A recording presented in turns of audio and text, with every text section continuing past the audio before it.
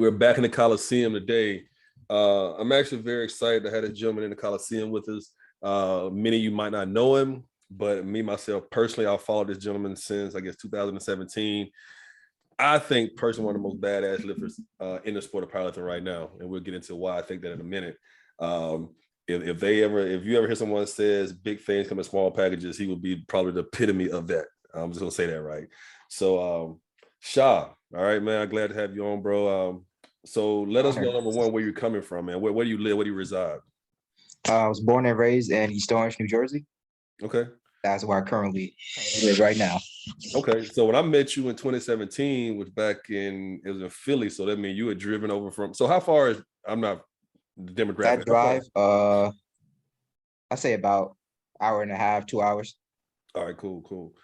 All right. So I like to start every one of the podcast interviews off with a story, because most of the people who I invite on are people who I've met at some point in my tenure in the sport. And I tend to have a cool story. All right. So I'll give you a story about this gentleman. So 2017, I myself had maybe did one or two competitions. I was still kind of fairly new to the sport. And for those of you who don't know my story, I started powerlifting fairly late in comparison to what most people think about.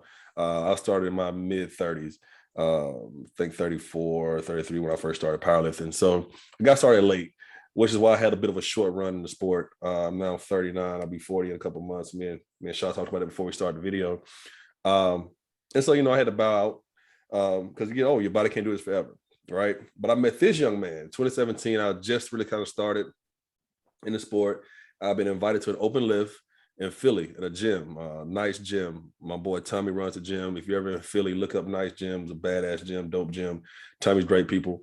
But Tommy invited me up for an open lift. And Tommy said, hey, man, why don't you come up for the lift? It's going to be a bench press fake deal, whatever. Why don't you come in and do some benching or whatever? Just kind of meet some people, whatever. So we're there, we're hanging out. And so I see this gentleman here, right, in the crowd. It's kind of quiet, not really saying much, kind of standing up to himself.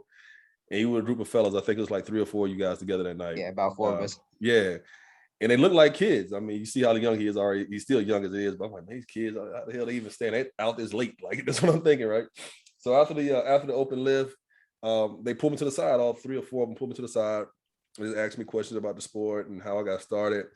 And this young man who I have on today, he just had a different type of fire. I don't know, it was something about him. Everyone else that was with him, they were kind of cool, but he was like set in, like eye contact was right on, stone cold face. He was like, man, I want to know about this shit. I want to know how to lift. I want to know how to do this. And I could tell he was just a different breed of a person. So that night I followed him. I started following him that night and I watched his progress, man. So Shaw, what weight class do you compete in? 59 kg, the 130 pound weight class. All right, so it's 130 pounds. All right. His IG information will be in the caption of this video on the YouTube. Go follow his page, check him out. When you see the stuff that this 130-pound man does, you'll understand why I've been so impressed with watching his progress. So Shaw, tell me, man, as you being a 130, smaller weight class, smaller in stature, how much does that fuel your fire? I guess essentially just prove motherfuckers you can do the shit. Like how much does that drive you? Does it have any drive at all? It drives me a lot. Okay. I notice a lot of people don't. A lot of people in the fitness community, powerlifting community, they don't really, they don't really pay attention to the smaller weight classes because the amount of weight that's being moved is not necessarily as much as the higher weight classes, although the ratios may be more. Yeah. So that's something that I think about here and there when I'm lifting, when I'm competing, when I meet new people in the community. Yeah, I know. I mean, I'm a 275er, so I tend to lift on the second days whenever it's a 2-day meet. And I always like to stick around and see the lighter weight classes, both men and women, both, because people tend to forget there's some impressive shit going on. And like you said, when you put into perspective the ratio of body weight to the amount of weight you're moving, I mean, shit, you're kicking my ass. I mean, super heavies. And that's why Wilks are so important. And that's why people talk about Wilks a lot in the sport. Some people hate Wilks. And I'll be honest with you, most of the people who hate Wilks tend to be heavier weight classes, people like myself, because you can come into a meet and more than likely out-Wilk me. Because you lift some fucking crazy shit, I'll be honest with you, for your weight class. And so for myself, we have to be like ridiculously strong as super heavy is to beat someone like you who can come in and do the stuff you do, man. So I always try to stick around for those days to watch the lighter weight classes. And I'll go on record and say, anyone who respects my opinion in the sport, you're probably one of the most impressive lifters I've seen in a long time, which is why I follow you, which is why I'm such a fan of you, man. I want to get you on the show. So how long exactly have you been lifting? Or should I say, have you been competing? Since 2018, I did my first comp. Okay, what got you into it? Well, before then, I did a lot of, I guess, more like a bodybuilding approach to lifting. I still train for strength here and there, but not so much. Then I went on YouTube and I saw people eating.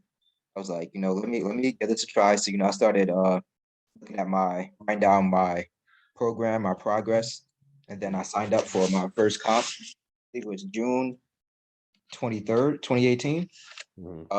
New Jersey State Championships. Okay. Yeah, and speaking of, I mean, I could tell you got a bodybuilding background because this boy shredded too. Like, it's stupid. Like, I'll be like, damn, I wish I had the genetics this motherfucker guy. But yeah, you definitely an athlete, man. I think I saw somewhere on your page too. Wasn't you do some martial arts, something like that too, or something that? In high school, I did boxing, wrestling, and I ran cross country. Okay, so you just all kind of stuff. So your background, so you're native New Jersey? Yep. All right, is your family, are they originally from the States or are they? States, yep, Jersey, yep. Okay, great, man, great. Anyone else in your family, anyone else in your background, growing up, your father, mother, brother, sister, anybody you have who do anything like what you do? Nah. Yeah, so I guess people at family reunion look at you like, okay, man, this boy. Yeah, I don't even really talk to them about it really. I just do what I do. Yeah, it's crazy because I don't know very many powerlifters whose family and friends understand it and get it. Like, so even with me, I mean, my dad was a great supporter of me doing it, but I didn't talk about it to anybody in my personal life. They didn't, because they don't get it. You know what I mean? They don't understand it. So when I look at you and your approach to lifting, you seem to be very dialed in mentally. You seem to be a very mentally aware person in general. I guess where does that come from? I mean, are you like outside of lifting, what are things that you enjoy doing? What are things that you find really kind of, I guess, tie up your thoughts? Yeah. Well, like, of course, I like watching anime. Like, growing up, I watched a lot of Discovery Channel, National Geographic Channel, History Channel, things of that nature. I still do it now, but I do it on YouTube. I like playing pool. I like going paintballing. I like skating. I'm not good at it, but I like doing that as well. I like arcade games. I actually have an arcade system right here set up. I gotta plug it up later. Wow, that's crazy.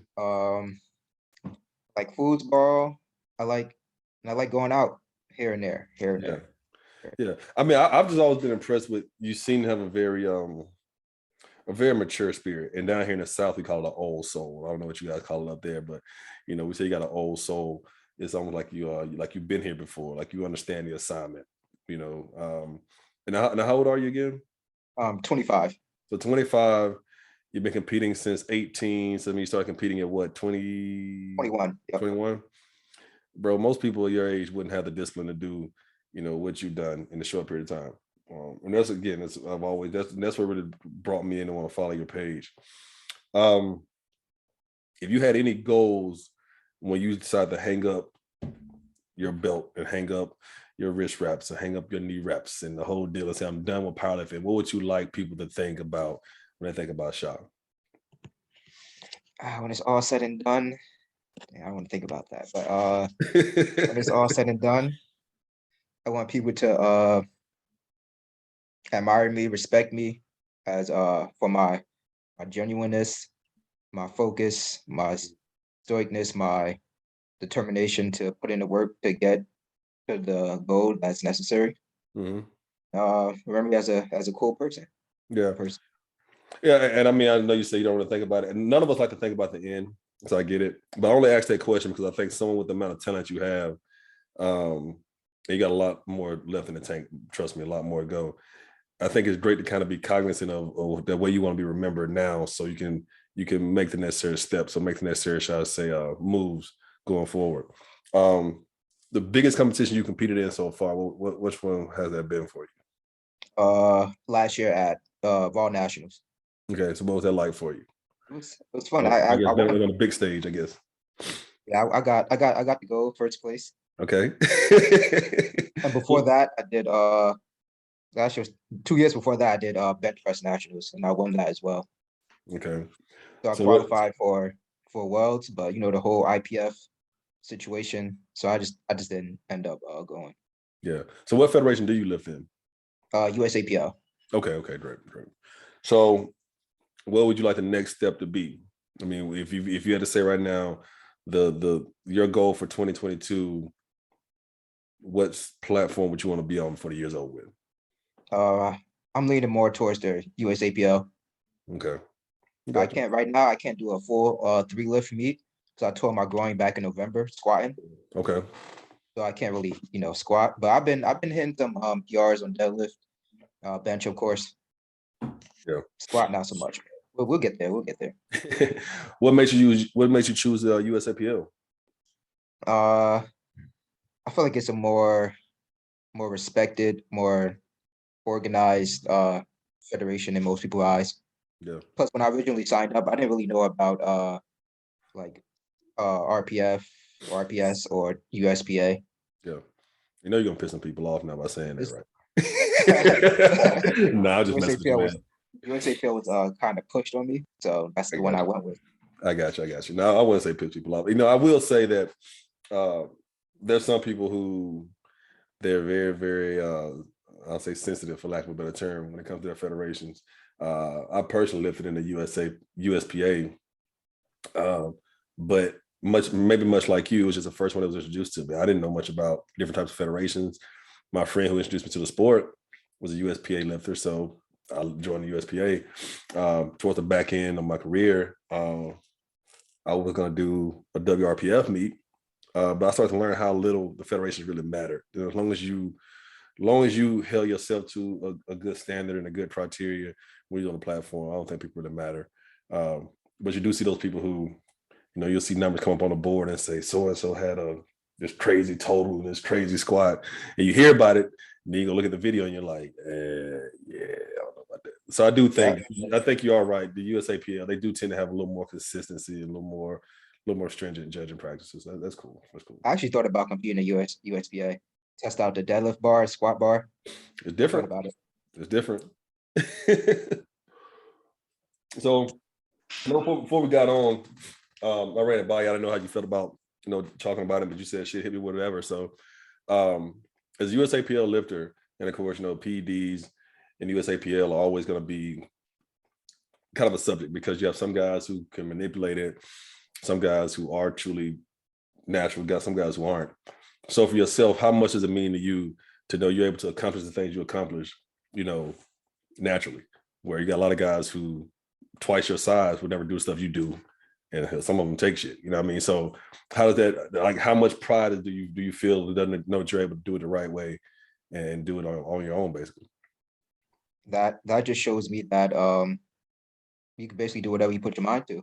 Yeah. I know here whenever I post here and there, my bench PRs, people comment steroids, trend, Yeah. all that shit. I don't even let it get to me. I just troll them. Yeah. Troll them, just go about my day. You don't really need roids to make significant progress. So. Yeah. I mean, and it's funny you say that because most of the people who probably try to troll you are probably guys who are taking shit and they just aren't seeing the results. They're really just pissed off that they're taking shit and they can't do what you're doing. I think that probably happens.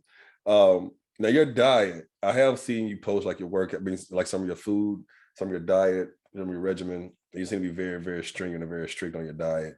Sure. And I think your physique even probably proves the fact that you definitely take your diet pretty seriously. So do you have a nutritionist or do it all on your own? I do it on my own. You just research, study? Yep. All on my own. It's impressive, Yes, bro. sir. It's impressive, bro. Now, do you have any siblings? Siblings, I have one sister and 3 brothers. All right. They do anything athletic? Nah. Like, nah. I mean, in high school they did, but after that, I'm just wondering because I mean, you definitely you have freakish genes, and it's kind of crazy how genetically gifted you are. I mean, you definitely put a lot of work into it too. Don't get me wrong, but I was just wondering if genetics kind of ran through your family.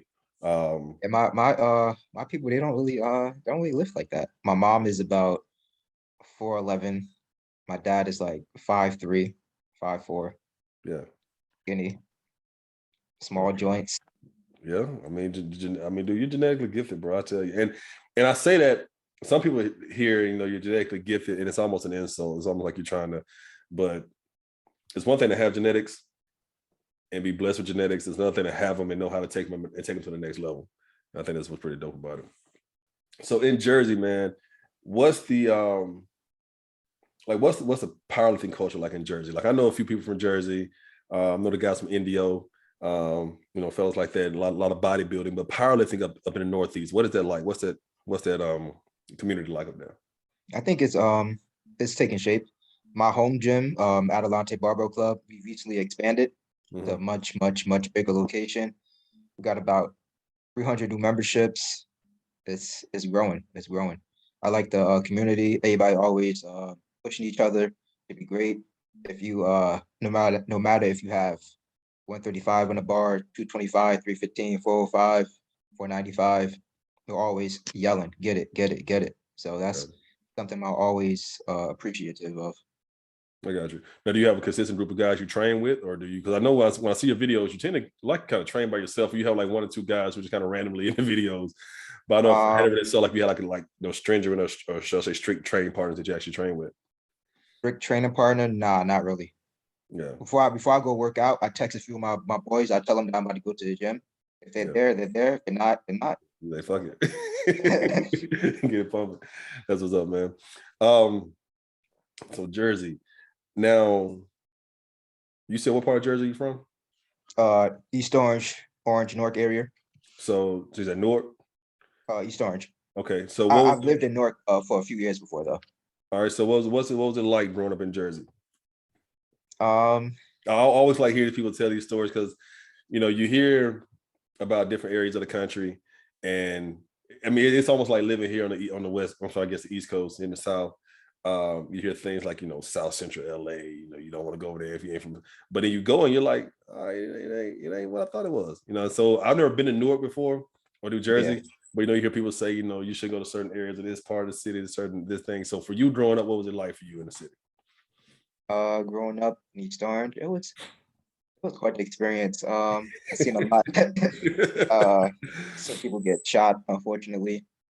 People get robbed. Me and some of my boys that I lived with, because I knew them for a while. Since middle school, we were robbed at gunpoint, knife point. Yeah, we seen a lot. All right, yeah. I mean, so if you're cool talking about it, I mean, I don't want to know any kind of PTSD, but like, you got to tell me. I hadn't talked to anyone ever who, like, yeah, I got robbed at gunpoint one day. Like how does that, how does that happen, bro? you say it so casually, like, yeah, me and the homies, we got robbed at gunpoint one day. That's different. So how did that happen? Yeah. This was in, I believe it was freshman or sophomore year. Well, it might have been 8th grade, but we were no, it was 8th grade. That's what it was. We were walking home, went to the corner store, talked outside for a few minutes.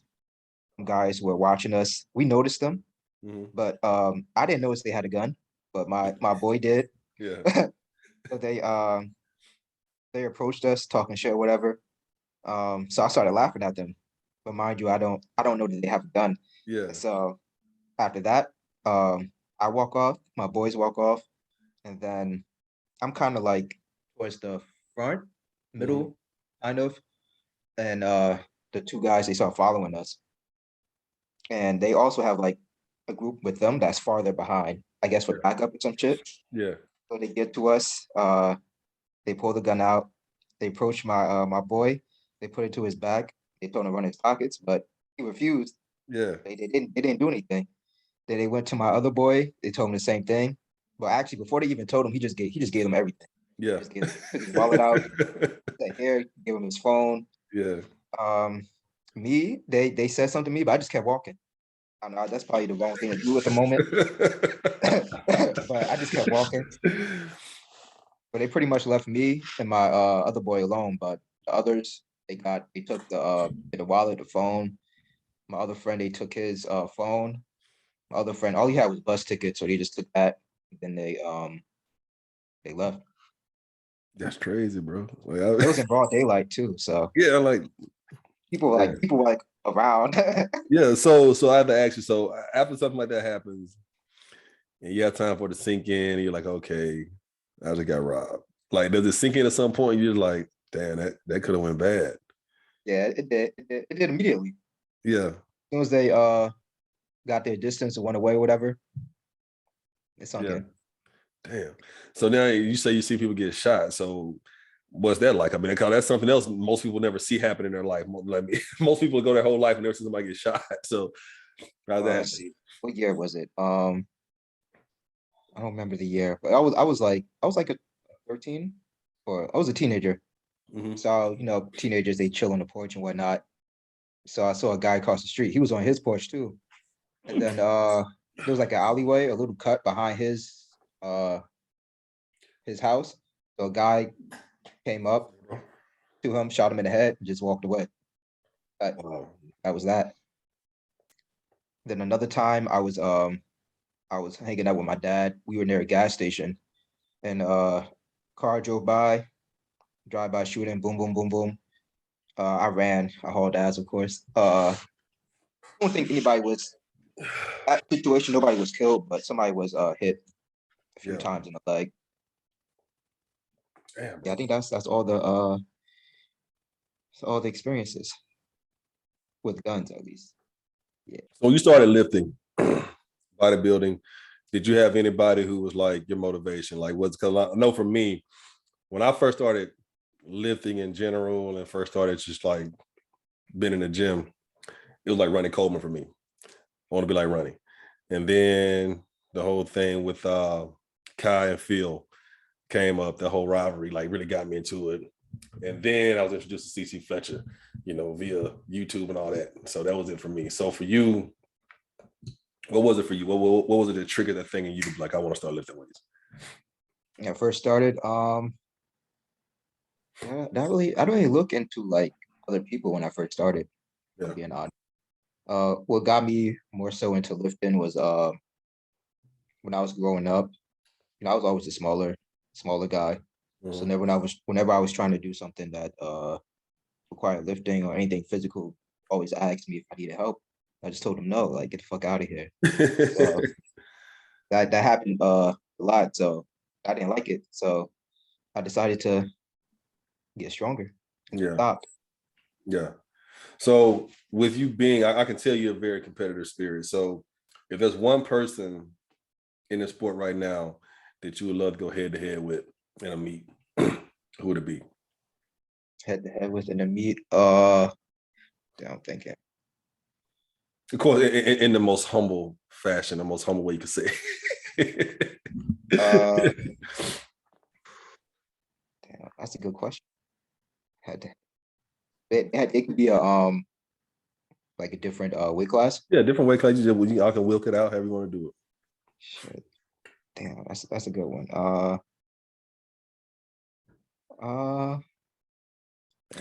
So like, see, I know for me myself, why you think about it. I always want to go head to head with Andy. Andy, I think Hung is how you say his last name. He's a 275er. Oh, okay. Yeah. He also trains with Bilbo now, with John Hack now. But it was never like a beef. And like he and I never even like spoke about it. But for me, the reason was when I first came into this game, he was the 275 on top. Like he was on the mountain, you know what I mean? So naturally just wanted to be the best. I want to compete head to head with him. Funny story is, and I'm supposed to get Andy on the podcast here in a couple of weeks, but the first time I got a chance to compete against him was at the Kern in 2017. And it's the first time I ever did like a real big meet. So I'm nervous as shit, never been in front of that big of a crowd. And I bum out, number one. So I bum out on squats, go 0 for 3 on squats. So that's definitely embarrassing. They won't do that. But Andy's on the stage with me. So I'm lifting, I think, like right behind him or right in front of him. I think I may be right in front of him. And every time I would get up to lift, he was sitting the way they had the stage set up. He was sitting to where I had to like see him out of my peripheral. And it was a total mind fuck because I was like, shit, I want to beat this motherfucker's ass. But then years later passed by, and we're in the gym in LA a couple years ago. We got a chance to talk and rap. And we're mad cool now. We chat all the time now. But for a long time, like he was the person I really want to go head to head with. So, so you yourself, I would assume in your weight class, there's probably not very much competition in your weight class, to be honest with you. Not from what I've seen you do, but I mean, I could be wrong. This is a good amount. It's a good amount. Some up and coming. Okay. Putting up huge totals. But to answer your question, I think I don't know if you know him, but Keith, his name is Keith McHoney. Yeah. Keith. Yeah, I'd say him. Okay. I'm not sure if he still competes or not, but okay. We're very you guys kind of similar body types. Mm-hmm. So yeah. And it's funny you said it about the up and coming. I mean, in my opinion, you're one of the up and comings, right? But very humbling realization for me was, and I'm lifting for all these years, I'm doing okay. I'm steadily getting stronger, but that's where I hear about these kids from like the backwoods of Idaho somewhere who just come onto the scene one day, and I'm like, dude, what the fuck? Like, what are these kids eating now? And it was just having to realize that like there's a new generation of guys coming along, and I think you're part of that generation, myself personally, who are just taking the sport to like another level. And when I watch you on your page, it's like you're continuously getting stronger, you're continuously getting better. Do you think you'll ever move up another weight class at some point? Do you think you'll draw to another weight class? Because I think you're still young enough to do it, but I don't know. It's possible.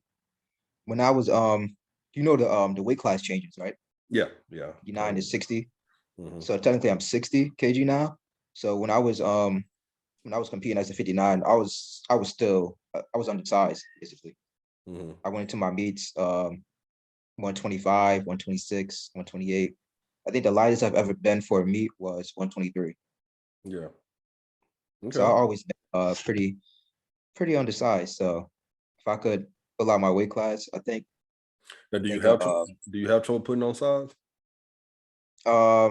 Sometimes I just don't feel like eating. So, but actually, right now I'm at my heaviest 131 morning body weight. Mm-hmm. So can you feel the difference in a heavier body weight? You feel strong? I definitely can. He's like, yeah, I'm with the shits right now. I know the cap for my weight class is 132. So thankfully I never had to cut for a meet. I just competed in my walk around weight. I got you. Yeah, I was never a big fan of wanting to cut for meets. I think I was a little sound like a lot like you. I was a 275 where I was a light 275er. So I had to eat into my weight class to stay on the top side of it. But I'm like, I never was big on force feeding. I mean, I did when I had to during prep, but yeah, I hate that force feeding. I hate that. And then the whole process of having to cut weight, I'm like, I just want to show up, get on the scale, and go compete. And that's how I look. And really and truly, I do think people who can do that is quite impressive. But I've seen guys who will cut down to a smaller weight class because they know they can dominate, right? And I was like, why don't you just compete where you're naturally at? As we like to say back home where I'm from, just run what you brung. If you have this size, you can do this, compete there. Don't try to get down to another weight class. But when I started watching people go through the process of cutting, I'm like, damn, that shit is pretty damn. It's kind of impressive. I know I couldn't do it. Yeah, I've seen the effects of it. People dehydrated, throwing up. Yeah, could barely walk. That's not. Yeah. I can't fuck with it. Yeah. Now I'm not extremely familiar with USAPL. So you all have worlds, and then so what are the meets that are like the premier meets for USAPL? Premier meets. Yeah. As of right now, we have pro meets at the Arnold. Mm-hmm. You have, I forgot, it's this meet in Virginia. I forgot the name of it. but that's a premier one. You got the state championships in each state. Nationals, of course, bench nationals. Some regional meets. So You are you, got are you so are you slated to do another meet here soon? um. Well, what you say get on the drawing right now. So if Well, we have technically, everything going, I signed up for the Arnold just in case I could squat, but I might have to like drop out of that. mhm. But I did sign up for bench press nationals, Okay. So and when is that? that's in June. Okay. Okay. So if my groin is in order by I say late April, early Mayish, I'll do bench nationals and regular raw nationals. Okay. But for sure, I'm doing All right. bench. Cool. Cool. I can Still on definitely that. tip. I'm still on that road to 405. Well, so where you at right now? My best is 355 at 128. I got you. Yeah, I'm pretty sure to get there. I mean, from what I've seen, I don't think it's too far off, man. To be honest with you. So getting to know you a little bit better, and just even here on the interview, I can tell you definitely have a natural confidence about yourself, and your style is obviously one in itself, one in its own. Where do you think your personality comes from in terms of just your demeanor, your style, just how you are? You seem to be a very what's the term look for? You're very confident in yourself and who you are as a person. And some people might say secure in themselves, put it that way. Um, and just hearing your story about how you started competing and how you just do it on your own and how you don't wait on workout partners and how you do your own meal prep. It's like you're somebody who's like, I'm gonna get it out the mud, I'm gonna do what the fuck I gotta do by myself and get it. And I can give a fuck what anybody else thinks about it. Like that's kind of what I get from your personality. So what do you think that came from? Just your upbringing? Was it maybe instilled in you? I mean, I don't know. Uh, I'll say my upbringing. Mhm. Upbringing. A lot of times I had to do things on my own in case my mom or dad was out working or Mhm. whatever. My sister helped here and there, but usually I just did things on my own. Because me personally, I don't like depending on people too much, Mhm. getting it done by myself. Gotcha. Also, growing up, I was pretty well. I'm probably still am, but I was pretty like Okay. reserved person. I didn't do too much talking. Uh, I just chilled, got it done. Yeah. Now, do you think growing up in Jersey and the environment you grew up in would sound like it was a little rough? I mean, should you ducking bullets and seeing people get knocked off? So, do you think growing up in that environment, though, maybe kind of made you a little bit more of a I don't know, little bit harder per se, for lack of a Say better so. term? I would say so. I learned to mind my business. Yeah. When you don't mind your business, shit can happen to you. I So know, right? I mean, well, you could just leave out the corner store and walking back to the crib, and that could happen too. yeah, you're right. You're right.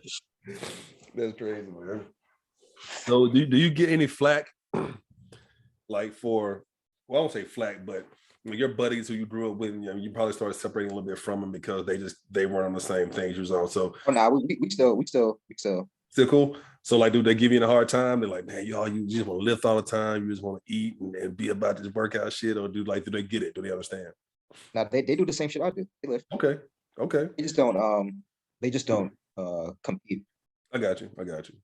Well, you're lucky because yeah, most of my homies they give me flack like, hey, bro, why you over there doing all that extra shit? And they ain't really do that. So you're lucky in that from that aspect. We've Um, been rolling with each other for about 12, 12 years. Yeah, mhm, 12, 11 years. I got you. What's the furthest you ever traveled for a competition? What's the first what? Furthest you ever traveled for a Oh, competition? to South Dakota. I think it was South. It was either South or North. I think it was South. Okay, so That was for 2019 bench press nationals. do your people ride with you when you go? Do you have like a support Uh, system with you? my boy, one of my best friends took me there. Okay, It was a long ass drive. Drive. I got you. Probably Now, like 2 days. how did COVID affect you guys? I know I don't know what's going on in Jersey. I guess New York had everything shut down for a while. I'm assuming Jersey was probably similar. So how are you able to train and how are you able to stay active during COVID or during the pandemic shutdown? Well, once I saw like gyms start shutting down, I just started buying my own equipment. I don't know if I could. I turn it. So I got my bar right here, some plates Okay. over there, and I got more plates under my couch and a bunch of So, dumbbells. so if I'm not mistaken, so you post some videos from workouts at your crib, right? Yeah. All right, I remember seeing that, thinking to myself, like, is he at the crib working out? Yeah, see, man, I used to you're different, bro. I'm telling you. when I ordered this, when it was coming through the mail, I had to lift on crates, bends, stopped on top of each other. You know, I had That's to get to crazy. it. So now in your crib, are you upstairs? You have to like go up flights of stairs, or like Oh yeah, I'm on the fourth floor. See, you're different, bro. And when I say it's good though, I'm not saying like in a bad way. Like most people would not have done that. Like trust me, hell, I would not have done that. I'll be honest with you. Listen, had our gym shut down completely down here the way they did up there, bro, I would have just been somewhere chilling. I'll be honest with you, dog. Nothing but respect for it, man. For real. Damn, that's crazy. I had to do it. I had to do what I got to do. Yeah, yeah, I yeah. used to when the gym shut down, I used to have like lifting parties in the park, Mm-hmm. and my elevator wasn't working, so I had to carry the weight. Me and my boys had to carry all the weight downstairs. Bars, got 3 bars, carry all that shit downstairs, put it in a truck, car, went to the park, did what we did, came back, put it all up. Dude, that's nuts. Look, nothing but respect, man. Nothing but respect. That's crazy. So 2022, get the growing together. You're gonna probably go to bench press nationals. It sounds like a kick ass up there. For the end of the 2022, what do you want to have checked off your list this year? Let's see. In regards to like lifting, right? Yeah, lifting. Um,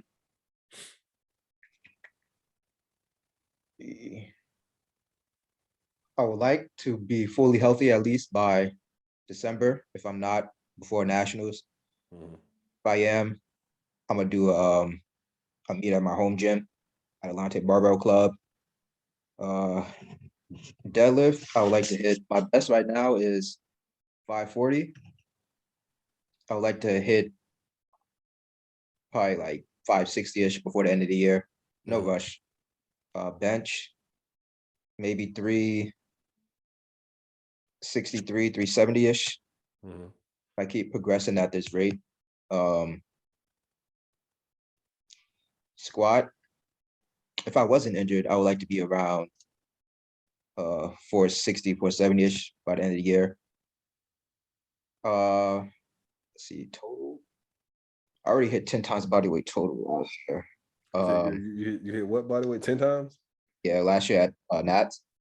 Okay. Yeah. I want everybody to hear it again out loud. I mean, I didn't know if everybody called that one. So. Yeah, I did that. I actually sandbagged my deadlift. I did that. So I had a little bit more left in me. Yeah. Yeah, that's about it. If I'm fully healthy anytime this year, I would say maybe 10, probably somewhere around a 10 and a half, maybe a little less times body weight total. Mhm. Um, do that. I want to remain ripped as I can be. Yeah. Ripped, jack. Yeah. Now let me actually do. Being as lean as you are, do you find it difficult to stay healthy? Because the reason I ask that question is most people who power lift, we tend to purposely carry a lot of water weight to help prevent injuries. It helps prevent the joints and all that jazz. Um, do you find it more difficult? I would say no for you. I only say that because when I watch your page, you tend to do a lot of stuff outside of lifting that a lot of other people don't do, like just active recovery stuff. So what's been your experience with trying to maintain a very lean frame, but also be able to lift heavy weight? I think for me, it's a lot of genetic genetic factors involved. Like Mhm. always been lean. I've never been chubby, a little chubby. I always been, I guess, more on the skinny Yeah, side. They call it ectomorph. yeah, yeah, Yeah, I've been on that side. When I started lifting, I ate a lot of protein. mhm, Not necessarily a shitload of calories, but always a lot of protein. Drink a lot of water. Um, I do a lot of mobility work, stretching. I like doing calisthenics, weighted push-ups, weighted pull-ups. I like doing a lot of core work. I love Yeah, that shit. yeah. I see that That's all the probably time my on the favorite. page. Yeah, I see that. I'm like, this boy's crazy. Core, I say core and back, probably my favorite. Core, back, and hamstrings. I like training those. Yeah. And so it's interesting you say that. So everybody who didn't hear what he said, core, back, and hamstring is his favorite, I guess, training body parts or areas. And I'm going to assume that you understand the importance of it. Most people don't. And I always tell people, if you stand profile to your side of your body and create an X on your body, those are the most vital parts of your body in terms of staying healthy and staying balanced. Hamstrings, quads, back, and core, right? And so it probably explains why you're so well balanced when you do lift. Because when I was watching you lift, your technique's always very, very spot on. You tend to be just balanced very well as a lifter, and that might explain why. Because your core activity, I mean, I watch some of your calisthenic stuff you do. I'm like, this boy is crazy. Then your core work has to be done too, so that makes sense. Do you offer any coaching or do you offer any training to Yeah, I clients? train. You do? I Okay. personal trainer, strength coach for some people here and there. But mostly just general fitness. Okay. General, yeah. And I'll make sure to put again his information in the caption, fellas. Well, fellas, ladies and fellas. So you can reach out to him up in the Jersey area. Do everything. Is it all in person or do you do anything? It's online, in person. Yep. Okay, great. Well, Sean, man, I definitely appreciate you having me. I should having me on. Appreciate you being on, bro. Again, I want to get you on, man, because I'm very particular about who I befriend and who I find impressive and who I tend to follow. And again, like I said from the very beginning, you're just somebody who I met back in 2017, and something about me said, okay, this kid's gonna be crazy. And then here we are, 5-6 years later, you're doing just that. So definitely kudos to you, bro, for what you're doing. I'm excited to see how the rest of the year is gonna pan out for you. I didn't know you were injured, so my bad for not knowing that, but I do hope that gets better for you. And I'm gonna tell everybody, don't follow this young man. If you're into powerlifting, you're into seeing some impressive shit, you're gonna see it from him. I promise you.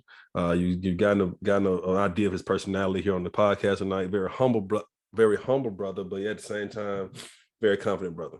So man, I'll give you all your kudos, all your flowers now. Hopefully have you on again later on. You have some big accomplishments we'll talk about. All right, man. So with that being said, we got Shot in the Colosseum, bro. Thank you for coming. His information is in the caption. All right, man. Everybody be good. We out of here.